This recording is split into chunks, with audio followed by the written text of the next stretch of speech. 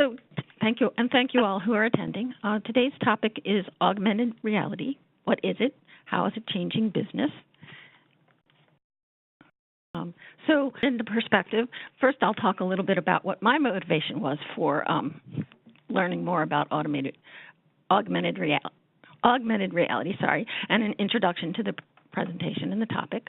I'll do a definition. I'll talk about what augmented reality is, and I'll also do a brief comparison of the differences between virtual reality, which is a concept that I think we're all a little more familiar with, and augmented reality. I'll walk through the history of augmented reality, talk a little bit about when it first came to be a thing, how it came to be a thing, and how it has grown and become more and more mainstream over time.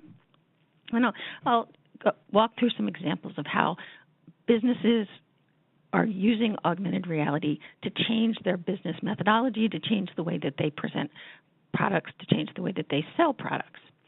Talk a little bit about some of the challenges, and then what exactly is the future of augmented reality, or what is the future that we expect? What do we expect from augmented reality in the future?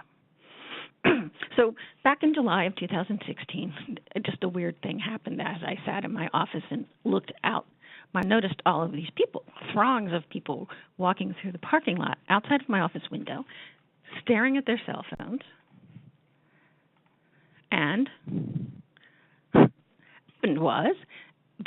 and you all probably heard on the news about Pokemon Go, how it just had a huge surge. I think it outpaced Twitter in the first several days that it was available. And it turned out that there was what they call a Pokestop, which is a place where apparently you can go and collect Pokemon at the Water Tower right outside my office. So these throngs of people that were literally throngs streaming through my office were there playing this very rapidly gaining popularity game called Pokemon Go. So I was not actually tempted to ditch my job and run out to the Water Tower, but I was definitely intrigued. I wanted to learn a little bit more about Pokemon Go and what was behind it and why it was such a big sensation. So I learned that it was a lot like the old Pokemon game where one collects and battles Pokemon characters, but instead of playing on a console in their living room, the Pokemon have been integrated into the real world. It's an app for both Apple and Android operating systems. So as you're playing the game, 3D Pokemon images will overlay a view of your current surroundings. So it's taking various technologies, including the camera in your phone, as well as the GPS in your phone that is where you're located, and then it's augmenting them with these images, these 3D images of Pokemon. So it is though you're still in your real world, but there's images overlaid on your real world.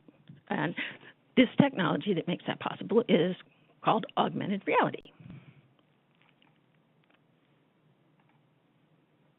So what is augmented reality? It's an extension of virtual reality that allows for the integration of the real world with things like computer images, with sounds, 3D images, objects. It presents a live view of the physical world, but it's augmented by computer-generated sensory inputs, graphics, sound, video, GPS data. A popular definition of augmented reality applications is that it combines the real world with the virtual world.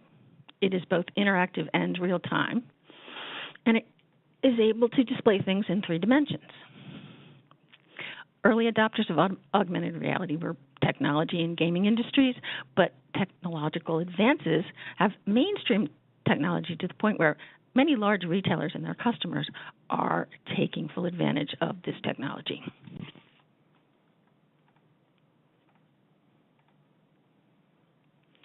Basically, in augmented reality, there's 3 means through which a user interacts with their application. Some do it with headwear, such as a headset or smart glasses. You all probably have some familiarity with Google Glass, which are glasses that when you wear them, bring images, augment your world. They tell you, you look at something and they tell you information about that thing.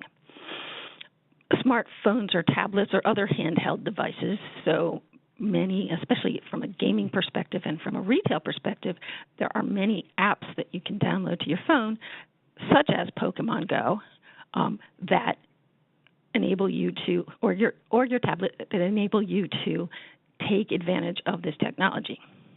There's also spatial displays that will make use of projected images on walls or other flat surfaces in your environment. So these are the three basic ways that augmented reality applications are delivered today.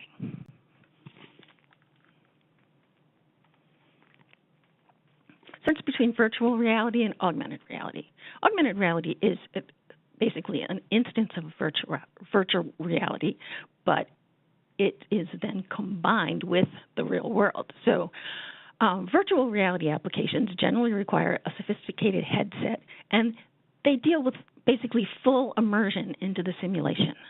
So when you're utilizing virtual reality applications, you become immersed in the environment, and it creates its own reality. So there's a separation between you in the reality application and you actually, it requires full immersion, and it requires rather sophisticated equipment that you either wear or that, a room that you go in.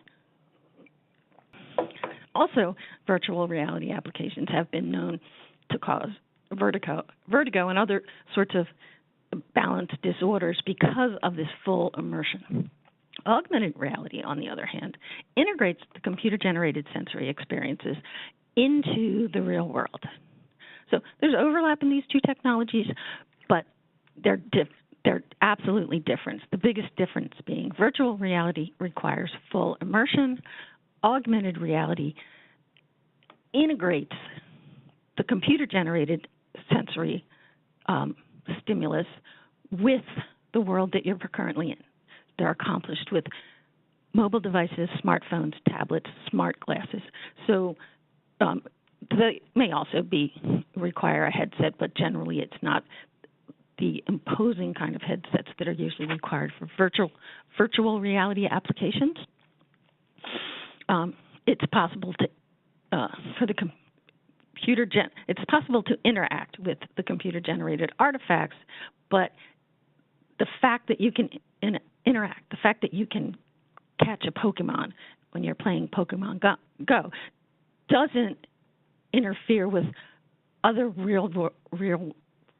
real-world stimuli.